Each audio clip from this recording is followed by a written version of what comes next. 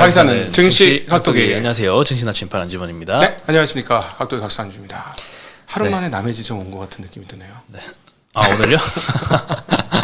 네. 워낙 한 5분 거리여가지고. 네. 네. 뭐 달라진 게 없는 것 같습니다. 네. 네. 저는 지금 혼돈 속의 혼돈입니다. 네. 역시 이동을 하면 처음엔 좀 정신이 없죠. 네, 정신이 네. 없네요. 네. 네. 오늘 뭐 주식 시간도 혼돈 속의 혼돈이었죠. 네, 정신 없었습니다. 네.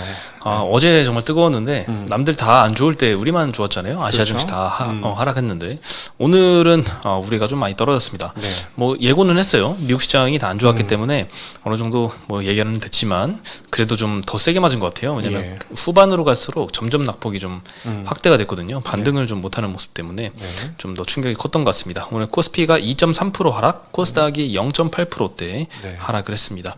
개인만 많이 샀어요. 코스피에서 1조 3천억치 매수했고 코스닥에서도 3,300억치 순매수를 했고요. 기관이 1조 2천억치를 코스피에서만 팔았습니다. 네, 엄청나게 팔았네요. 네. 선물 매도가 많았겠죠? 외국인들의 선물 매도? 네, 외국인들이 한 1조 6천억 이상 선물에서 매도가 나왔고요. 예. 뭐 금리가 어제 많이 빠졌다라고 말씀드렸는데 어제 한국 시장은 전혀 영향이 없더니 미국 시장이 조금 낙폭이 있다 보니까 아무래도 반도체 예. 주식하고 기술주 빠지는 게 타격을 크게 먹은 거죠. 뒤늦게 빠졌습니다. 네. 네, 오늘 업종별로는 전기가스 업종이 제일 많이 올랐습니다. 한국전력이 2.2% 정도 이런 정에도 상승을 했습니다. 하나증권에서 이제 한국전력의 자회사인 한전기술의 보유 지분 한 3,500억 정도를 유동화했거든요. 네.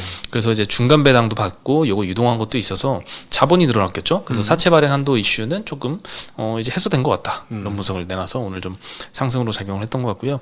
의료종 면에서도 KC텍 반도체가 오늘 7%대 상승했습니다. 좀 엄청나네요. 흔하지 않은데. 네. 오늘 뭐 퀄리타스 반도체, 네오셈 이런 것도 막 10% 오르고 막 그랬거든요. 네네. 네, 일부는 그래도 반도체지만 오늘 다 떨어지는 가운데 막 솟은 종목들이 좀 있습니다. 전기전자 섹터가 제일 많이 하락했습니다. BH가 7%대 하락했고요. 포스코 퓨처엠, LG 이노텍, 이스페타시스 다 5%대. 오늘은 뭐 전반적으로 뭐 2차전지뿐만 아니라 반도체 네. 전반적으로 다 떨어졌어요. BH 빠지는 아무래도 애플이 좀 안 좋다는 뉴스에 예, 애플 이슈도 있었죠. 예. 네, 그리고 뭐 하이닉스도 오늘 4% 하락했고요. 삼성전자도 막 3.3% 하락했고, LG엔솔도 3% 하락했고, 오늘 이 시총 큰 회사들이 이렇게 막 3%대씩 막 빠지다 보니까 코스피가 버틸 수가 없었겠죠. 네, 기계 섹터에서도 뭐 골고루 다 빠졌습니다. 뭐 CS 윈드, 현대인프라코어, 두산 밥캣, HSD 엔진, 두산 로보틱스 뭐 다 4% 이상 많이 하락했고요. 운수 장비에서도 자동차와 조선주가 여기 포함이 돼 있는데 뭐 전부 다 3-4%씩 빠졌습니다. 네. 현대차, 기아도 작년 말까지 좋았는데 올해 들어서 지금 이틀째 조금 네. 하락세를 보이고 있고요. 철강금속에서도 뭐 철강주들 다 하락했습니다. 뭐 현대제철 6%까지 하락했고요. 동국제강, 포스코홀딩스도 3%대 정도 하락했습니다. 뭐 지수가 뭐 하루에 뭐 2.3% 빠지면 그리고 코스피 50은 2.8%나 빠졌으니까 3%는 기본이네요. 네. 개별 종목 국단에서. 오늘 대형주가 많이 빠졌다는 거죠. 네, 그렇죠. 네, 우리가 금리가 굉장히 빠르게 반등을 했는데요. 금리 선물 시장에 반영된 2024년도 금리 인하 횟수가 연말 기준으로는 6.5회 정도였는데 6회로 좀 축소가 됐고요. 3월 달이면 원래 금리가 인하될 것이다 이런 금리 인하 확률을 100%로 반영을 했었는데 이게 89%까지 하락을 했습니다. 네. 네, 점점 기대가 조금 줄어들고 있는 모습 보여주고 있고 뭐 아직까지는 뭐 정상적인 조정이라고 봐야겠죠. 네. 너무 많이 올랐잖아요. 네네. 11월, 12월 뭐 2달 연속으로 굉장히 막 불을 뿜었으니까 네. 뭐 이 정도 조정은 뭐 허용해줄 만하다 생각이 듭니다. 네, 근데 이제 또 이렇게 세게 한번 얻어맞을 때일수록 이거 위험한 거 아닌가? 라는 생각이 좀 들잖아요. 그래서 안 그래도 오늘 이베스트 증권에서 국내 금융권 리스크 요인들을 몇 가지 이렇게 뽑아봤습니다. 그래서 네. 올해는 이런 것들 조금 여기서 조금 문제가 터진다면 여기서 좀 터지지 않을까 이런 생각으로 한 번씩 검토를 해봤는데요. 뭐 우리가 일단 다 아는 리스크가 대부분입니다. 일단 중국 부동산으로요. 중국은 일단 부동산 산업 비중이 전체의 한 30% 굉장히 많이 차지를 하는데 지방 정부와 민간 부채가 1경원 수준이라고 합니다. 중국 돈으로 55조 위안. 네, 엄청 커서 S&P에서는 이제 중국 지방 정부 위기가 표면화된다면 지방은행 연쇄 부실로 이어질 거고 은행의 손실 규모는 400조 원까지 될 것이다. 네. 뭐 이게 현실화되면 굉장히 클 것 같고요. 그렇지. 지금 지방 정부 그래서 계속 그걸 뭐랄까 물타기 중 과정이다. 그러니까 부양책을 그렇게 많이 써도 안 오르잖아요. 그 이유가 있는 것 같습니다. 네, 뭐 국내 미칠 영향은 워낙 우리가 중국에 대한 수출 의존도가 높잖아요. 네. 얼마 전에 미국이 1위로 올라섰긴 하고 중국이 오랫동안 1위였는데 2위로 물러나긴 했지만 그래도 여전히 의존도가 좀 높아서 대중 수출 의존도 좀 높은 회사들은 좀 주의가 필요해 보이고 또 홍콩 ELS 이것도 아직 수면 위로 문제가 올라오기 전이잖아요. 이것도 올해 한 1분기 정도 내에 아마 말 정도 되면 아마 좀 문제가 많이 커질 수도 있을 것 같습니다. 그리고 또 하나는 국내 가계부채 문제. 작년 3분기 기준으로 한국 가계부채가 1,876조 원, GDP 대비 90%인데요. 가계 차주의 월간 이자 부담액이 1년 전에 비해 33% 늘어났고요. 최근 3년 동안은 100% 늘어났다고 합니다.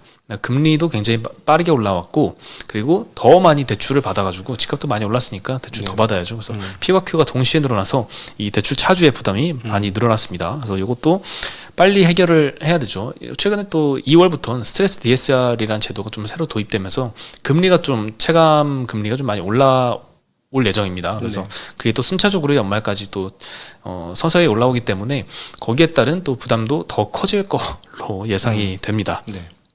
이것도 연착륙이 좀 필요한 것 같아요. 대출 줄이고 싶다고 줄일 수 있는 건 아니잖아요. 갚을 여력이 있어야 줄일 텐데 그렇죠. 이것도 서서하게 좀 연착륙을 좀 잘 유도를 해야 될 것 같습니다. 그러니까 집값 오르겠다고 무작정 부채를 키워주는 거는 정말 위험한 행동인 거죠. 그래서 그나마 DSR이나 이런 것들이 도입이 되어서 그나마 좀 다행인데 너무 늦게 좀 도입됐어요. 예. 그리고 또 사실 뭐 집은 좀 그렇다고 쳐도 전세를 DSR을 해서 하면 되는 거야? 그건 좀 이상하지 않아? 전세를 DSR에 포함시키는 거예요? 부채 전세 대출 같은 거를 그걸 DSR을 보고 전세 대출을 해준다는 건 조금 말이 안 되는 거 아니에요? 그런데 뭐 포함시킨다는 얘기가 있긴 있더라고요. 아니 어쨌든 그러니까 아예 안 해주든가 전세 대출을 해주면 DSR에 받아야죠 당연히. 그런데 더 엄격해야죠. 적용을 받아야 된다. 받아야 된다. 훨씬 엄격하게 받아야죠. 그러면 세입자도 어떻게 살아요? 그럼 집값이 떨어지겠지. 역으로. 단기적으로는 나 어떡하지 하는데 집값은 떨어지겠지. 제가 보기에는 그건 확실해요. 예를 들어 DSR 강화해서 전세자금 대출이 잘 안 나가면 집값이 훅 떨어질 겁니다. 아마도. 예.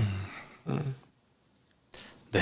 어쨌든 연착륙이 좀 필요해 보이긴 합니다. 근데 걱정은 지금 우리가 지금 체감하는 주택담보대출이나 전세자금 대출이나 이 주거 관련 대출 이자율이 그렇게 높은 편이 아니거든요. 시중금리 대비 지금 뭐 저축은행 정기예금 또 예금자 보호가 되잖아요. 4% 나오거든요. 네. 1년 만기 4%인데 지금 전세대출 이런 이자율이 4%예요. 그러니까 지금 수신금리하고 거의 비슷한 대출 금리를 적용받고 있는 거죠. 맞아요. 원래 이런 이게 인위적인 정부의 입김이 들어가서 이렇게 된 건데 이런 게 없었으면 뭐 6% 7% 아마 체감을 했을 겁니다. 근데 스트레스 DSR이 도입되면서 그게 점점 6, 7%에 가깝게 바뀔 거라서 지금도 사실 지금까지도 최근 3년 동안 이자 부담액이 100% 증가했는데 올해 말 정도 되면 훨씬 더 많이 늘어날 것 같다는 생각이 듭니다. 네. 그리고 부동산 PF 위기 3분기 기준으로 금융권 전체 연체율은 2.4% 굉장히 뭐 안정적으로 보이죠. 하지만 은행이 낮은 거고 저축은행은 5.6% 증권사는 14%입니다. 증권사는 뭐 생각보다 굉장히 높긴 한데 뭐 자기 자본이 많아서일까요? 아직까지는 뭐 그렇게 우려의 목소리는 안 나오는 것 같고요. 저축은행도 사실상은 이 BIS 비율이 14%입니다. 전체적으로는 굉장히 높아서 규제 비율이 지금 8%거든요. 그걸 한참 윗도입니다. 그래서 아직까지는 금융권 위기로 번질 정도는 아닌 것 같다라는 좀 생각도 들고요. 마지막으로 우리가 잠깐 잊고 있었던 리스크가 하나 있는데 미국 은행권의 미실현 손실이 900조 원 정도라고 합니다. 작년 3분기 기준인데요. 요거 SVB 사태 이후로 우리가 잘 생각을 안 하고 있었잖아요. 미국 은행들이 갖고 있는 막대한 채권이 있는데 여기 금리가 빠르게 올라갈수록 채권 평가 가치가 떨어지고 이게 이제 재무제표에 좀 문제가 된다 이런 우려가 좀 작년에 많았었는데 최근에 생각을 안 하고 있지만 여전히 문제는 현재 진행 중이다라고 합니다. 미국 은행권이 보유한 국채와 MBS가 4조 달러 규모인데요. 향후에 금리가 뭐 빠르게 인하되면 이게 뭐 손실이 많이 줄어들겠지만 점도표상으로만 보면 내년 말까지도 4.75%입니다. 현재 5.5니까 1%도 아직 안 내려가는 금리 수준을 유지할 거다. 고금리를 유지할 거다. 이런 전망이다 보니까 은행권이 손실을 축소하기 위해서 이 채권 포지션을 좀 축소할 수밖에 없다. 즉 조금 매도를 해가지고 손절을 하는 거 로 예상이 된다고 합니다. 이미 2023년에 유가증권이 전년 대비 10% 이상 줄였으니까 좀 많이 손절을 좀 하고 있는데 올해도 그게 계속될 수 있다. 그래서 특히나 중소형 은행 같은 경우에는 채권 매각이 좀 불가피해 보인다. 그래서 정리하자면 지금까지 이제 미국 은행권의 미실현 손실, 채권 관련 손실, 그리고 중국 부동산 우려, 국내 가계부채, 부동산 PF 위기, 이 네 가지 정도가 아마 좀 대두될, 주목해야 될 좀 리스크가 아닌가 이렇게 정리 좀 하고 있습니다. 미국 상업 부동산 분명히 문제 많거든요. 근데 그 부분 일을 좀 안 해서. 그 리포트 안에는 있었어요? 거론은 돼 있었습니다. 예, 제가 앞에서 네 가지만 좀 뽑아왔는데 중요한 네. 것만 미국 상업용 부동산도 우리나라와 직결되는 건 아니잖아요. 네. 미국은 또 코로나 이후에 좀 재택근무가 엄청 많다 그렇죠. 보니까 더더욱 상업용 부동산이 좀 힘들어졌고 우리나라는 그런 뭐 재택근무로 인해 상업용 부동산 힘들진 않죠. 여전히 뭐 공실률도 낮고 한데 문제는 이제 미국 부동산에 증권사들이 많이 투자했습니다. 네. 네, 특히나 이제 국내 은행권도 많이 투자했지만 뭐 한 자기 자본의 2% 정도 국민은행, 하나은행, 뭐 신한은행 마찬가지로 많이 투자했는데 1%에서 한 2% 비중으로 포트폴리오를 짜놨고 그리고 증권사 같은 경우에는 더더군다나 은행은 선순위 대출을 많이 했는데 증권은 조금 후순위, 좀 중순위 그리고 자기 자본 투자 이런 것도 좀 다양하게 많이 해서 사원용 부동산은 위기가 확대되면 당연히 이제 국내 이금융권 위주로 조금 부실이 좀 늘어날 수는 있습니다. 미국의 작은 은행 쪽도 좀 문제가 생길 것 같아요. 이 상업 부동산으로 인해서. 그럴 수 있을 것 같습니다. 네, 그리고 또 하나 반도체 관련된 이슈 중에 미국이 중국 규제를 계속하고 있잖아요. ASML이 중국향 DUV 장비 수출을 하려고 했던 게 취소가 됐습니다. 네덜란드 정부에서 막았죠, 이번 건. 이거는 미국 정부의 입김이 들어가서 네. 아마 그렇게 된 것 같은데요. 중국이 일단 화웨이 폰에서 이제 AP 칩을 7나노 공정에서 스스로 만들었죠. 예, EUV는 분명히 막았는데 스스로 7나노 공정에서 생산을 한 거 보니까 좀 미국이 놀랐습니다. 그래서 DUV 장비 규제를 하기 시작했는데 24년부터 수출 규제를 하려고 했거든요. 그래서 중국이 23년도 말까지 해서 빠르게 좀 미리미리 좀 땡겨 먹으려고 하고 있었어요. 그래서 작년도 23년도 하반기만 해도 이전에 비해서 한 5배 정도 수출이 대폭 늘어났거든요. 규제 시작되기 전에 빨리 수입하자 이런 움직임이 반영이 된 거였는데 아직 규제가 시작되기 전인 23년도 12월 달 이때 좀 마지막으로 판매하려고 했었던 ASML의 장비가 있었는데 요걸 선적을 딱 미국에서 막았다라고 블룸버그에서 보도가 났습니다. 네. 그래서 뭐 미국 반도체 주가도 좀 많이 하락한 영향도 영향을 좀 받은 것 같습니다. 네. 그래서 뭐 국내 그 파운드리 관련된 벤더들도 오늘은 좀 많이 하락했던 것 같고요. 애플도 투자 의견을 바클레이즈가 중립에서 비중 축소로 하향을 했습니다. 근데 목표가는 161불에서 160불로 1불밖에 안 내렸더라고요. 네. 근데 현재가가 185불이니까 네, 아무래도 그러네요. 네. 충격을 받은 거죠, 그것 때문에. 그래서 애플이 3.6% 정도 하락을 했는데 뭐 이유는 아이폰 15가 일단 판매가 부진했고 특히 중국에서 부진한데 이게 아이폰 16의 부진으로까지 이어질 것이다. 그리고 다른 하드웨어 전반으로 점차 영향이 똑같이 지속될 것이다라고 해서 애플 벤더들이 오늘 좀 많이 하락을 했습니다. LG노텍, BH, 자화전자, 하이비전 시스템 골고루 좀 하락을 했습니다. 그리고 태영건설, 태영건설은 급등했습니다. 태영건설이 오늘 24% 급등했고 TY홀딩스는 12% 급등했습니다. 태영건설과 TY홀딩스 각각 우선주는 상한가를 갔고요. SBS도 5.4% 정도 올랐는데 이거는 뭐 주가하고 별개로 봐야 될 것 같아요. 워낙 이제 변동성이 좀 심한 상태여서 뭐가 호재가 터져서 올랐다기보다는 뭐 일단 오늘 오후 3시에 산업은행에서 채권단 400여 곳을 대상으로 설명회를 열었습니다. 400여 곳이면 돈 빌려주는 데가 400개나 된다는 건데 너무 많습니다. 네. 이거는 또 순차적인 정리가 무조건 필요해 보입니다. 근데 이제 1월 11일 날 1차 협의회를 앞두고 있거든요.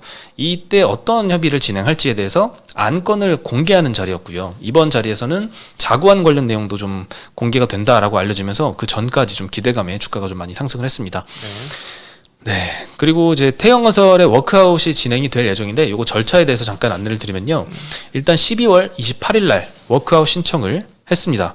그리고 1차 협의회 소집을 통보한 상태고요. 1월 11일에 1차 협의회가 예정이 돼 있습니다. 그리고 이때 신용공여액 기준으로 4분의 3 이상이 찬성을 할 때, 그러니까 대출해준 사람들이 4분의 3 이상 찬성을 하면 결의가 되고 최대 4개월까지 채권 행사가 유예가 됩니다. 네, 그리고 그 이후 4개월 동안 기업 개선 계획이 작성이 되는데 여기에는 어떤 내용이 포함되냐? 태형건설의 PF 사업장 어떻게 처리할 건지, 그리고 자산 매각 어떻게 할 건지, 그리고 유동성 어떻게 조달할 건지 등등의 논의를 하는데, 이후 2차 협의회에서 이런 개선 계획들이 결의가 된다면 이후에 공동 관리 절차가 진행이 됩니다. 근데 이제 궁금한 건 왜 태형건설이 네. 하필 먼저 이렇게 걸렸냐에 대해서 보니까 원인 분석을 하는데, 신영증권에서 좀 재밌게 분석을 하시더라고요. 재밌다기보다는 조금 본질을 좀 찝으신 것 같은데, 네. 자기 자본 대비 과도한 PF 보증 규모, 요게 보통 이제 우리가 문제라고 생각을 하잖아요. 근데 네. 본질적으로 이 자체 사업의 공정률이 높아지면서 운전 자본 부담이 증가한 것이다라고 하고 있습니다. 네.